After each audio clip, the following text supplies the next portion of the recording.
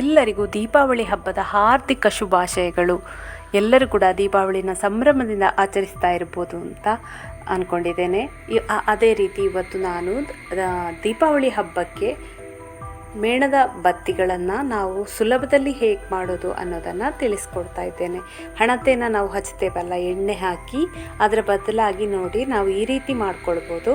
ಇಲ್ಲಿ ನಾನು 1 ಕಪ್ಪಷ್ಟು ದೇವರ ಎಣ್ಣೆನ ತಗೊಂಡಿದ್ದೇನೆ. ಅದಕ್ಕೆ 2 ಕ್ಯಾಂಡ್ಲನ್ನು ತುಂಡು ಮಾಡಿ ಹಾಕ್ಕೊಂಡಿದ್ದೇನೆ. ಅದರ ಜೊತೆಗೆ 4 ರಿಂದ 5 ಕರ್ಪೂರನ ಘಮ ಒಳ್ಳೆ ಪರಿಮಳ ಚೆನ್ನಾಗಿರಲಿ ಅಂತೇಳಿ ಸೇರಿಸ್ಕೊಂಡೆ. ಇದನ್ನು ತುಂಬ ಬಿಸಿ ಮಾಡಲಿಕ್ಕಿಲ್ಲ. ಎಣ್ಣೆ ಮೊದಲಿಗೆ ಸ್ವಲ್ಪ ಬಿಸಿ ಆಗಬೇಕು, ಆಮೇಲೆ ಕ್ಯಾಂಡ್ಲನ್ನು ಹಾಕ್ಕೊಳ್ಬೇಕು. ಕ್ಯಾಂಡ್ಲು ಎಲ್ಲವೂ ಕೂಡ ಎಣ್ಣೆಯಲ್ಲಿ ಮೆಲ್ಟ್ ಆಗಬೇಕು.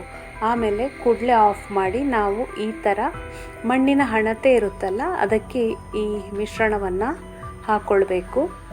ಯಾವುದರಲ್ಲಿ ಬೇಕಾದರೂ ಹಾಕ್ಕೊಳ್ಬೋದು. ನೀವು ಯಾವುದಾದ್ರೂ ಮೌಲ್ಡ್ ಇದ್ದರೆ ಅದರಲ್ಲಿ ಕೂಡ ಮಾಡ್ಕೊಳ್ಬೋದು. ನನ್ನಲ್ಲಿ ಬೇರೆ ಯಾವುದು ಮೌಲ್ಡ್ ಇರಲಿಲ್ಲ, ಆದರೆ ಐಸ್ ಟ್ರೇ ಇತ್ತು, ಅದರಲ್ಲಿ ಹಾಕ್ಕೊಂಡೆ. ಹಾಗೆ ಅದರ ಜೊತೆಗೆ ಅದು ಗಟ್ಟಿಯಾಗುವ ಮೊದಲೇ ಅದಕ್ಕೆ ಬತ್ತಿಯನ್ನು ನಾವು ಸೇರಿಸಿಕೊಂಡಿರಬೇಕು. ಸ್ವಲ್ಪ ಹೊತ್ತಾಯಿತು ಅಂತಾದರೆ ಈ ಮಿಶ್ರಣ ಗಟ್ಟಿ ಆಗ್ತದೆ. ಈಗ ಇದಕ್ಕೆಲ್ಲ ಬತ್ತಿಯನ್ನು ಇಟ್ಕೊಳ್ಳೋದು. ಬತ್ತಿಯ ತುದಿಗೆ ನೀವು ಎಣ್ಣೆಯನ್ನು ಮುಟ್ಟಿಸಿಕೊಂಡ್ರೆ ಒಳ್ಳೆಯದು, ಉರಿಸಲಿಕ್ಕೆ ಆಮೇಲೆ ಸುಲಭ ಆಗ್ತದೆ. ಅದಕ್ಕೋಸ್ಕರ ನೋಡಿ, ಇಲ್ಲಿ ಐಸ್ ಟ್ರೇಗೆ ಎಲ್ಲ ಬತ್ತಿಯನ್ನು ಇಟ್ಕೊಳ್ತಾ ಇದ್ದೇನೆ. ನಿಮ್ಮ ಹತ್ರ ಯಾವುದಿದೆ ಅದನ್ನು ಇಟ್ಕೊಳ್ಬೋದು. ಇಲ್ಲಿ ನಾನು ಮಣ್ಣಿನ ಹಣತೆಯಲ್ಲಿ ಮಾಡಿದ ದೀಪಗಳು ಹೊರಗೆ ಇತ್ತು, ಆದರೆ ಐಸ್ ಟ್ರೇಯಲ್ಲಿದ್ದನ್ನು ನಾನು 1 ಗಂಟೆ ಫ್ರಿಜ್ಜಲ್ಲಿಟ್ಟೆ. ಆಗ ಸ್ವಲ್ಪ ಜಾಸ್ತಿ ಗಟ್ಟಿ ಆಯಿತು, ತೆಗಿಲಿಕ್ಕೆ ಈಸಿ ಆಗ್ತದೆ ಅಂತೇಳಿ ಹೊರಗಡೆನೇ ಇಡ್ಬೋದು. ಸ್ವಲ್ಪ ಜಾಸ್ತಿ ಹೊತ್ತಾದಮೇಲೆ ತೆಗಿಬೇಕು, ಇಲ್ಲಾಂದರೆ ಅದು ತೆಗಿಲಿಕ್ಕೆ ಸ್ವಲ್ಪ ಕಷ್ಟ ಆಗ್ಬೋದು. ಅದಕ್ಕೋಸ್ಕರ ನೋಡಿ, ಈಗ ಅರ್ಧ ಗಂಟೆ ಬಿಟ್ಟು 1 ಗಂಟೆ ಬಿಟ್ಟು ನಾನು ತೋರಿಸ್ತಾ ಇದ್ದೇನೆ.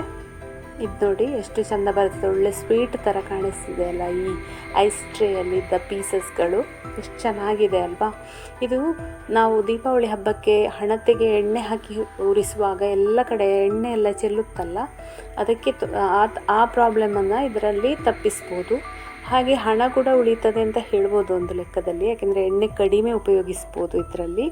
ಅದಕ್ಕಿಂತ ಜಾಸ್ತಿ ನಮ್ಮ ಕೆಲಸ ಸುಲಭ ಆಗ್ತದೆ. ಹೀಗೆ ಉರಿಸಬೇಕಾದ್ರೆ ಎಲ್ಲಿಯೂ ಕೂಡ ಎಣ್ಣೆ ಚೆಲ್ಲೋದಿಲ್ಲ, ಸಮಯ ಕೂಡ ಉಳಿತದೆ. ಬೇಗ ಹಣತೆಯನ್ನು ಉರಿಸ್ಬೋದು. ಅದೇ ರೀತಿ ಜಾಸ್ತಿ ಹೊತ್ತು ಹಣತೆ ಉರಿತದೆ.